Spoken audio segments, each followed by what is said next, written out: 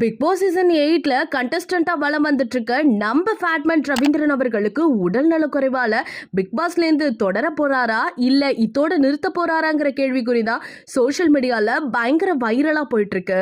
அதை பத்தி இந்த வீடியோல நம்ம இப்போ முழுமையா பார்க்கலாம். பிக் பாஸ் ஆரம்பிச்சதுல இருந்து ரொம்பவே பரபரப்பா ஆடியன்ஸை வச்சிட்டு இருக்காங்க.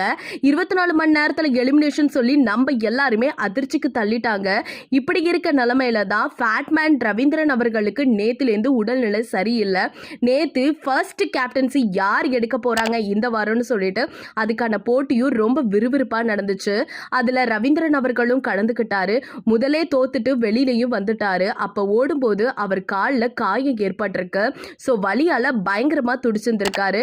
நைட்டு திடீர்னு பயங்கரமா வலி அதிகரிச்சிருக்கு. அதனால இவருக்கு டேப்லெட்ஸும் கொடுக்கப்பட்டிருக்காங்க. டாக்டர் வந்து பார்த்துருக்காங்க. இதை தொடர்ந்து காலையில மதியானம் சொல்லிட்டு கண்டினியூவா வலி இருந்துட்டே இருந்துச்சு. இதெல்லாம் பார்த்த பிக் பாஸ் என்ன பண்ணார்னா அவரை கூப்பிட்டு பேசியிருந்திருக்காரு. இப்படியே உங்களுக்கு வலிச்சுட்டே இருந்தா உங்களால இங்க கண்டினியூ பண்ண முடியாது.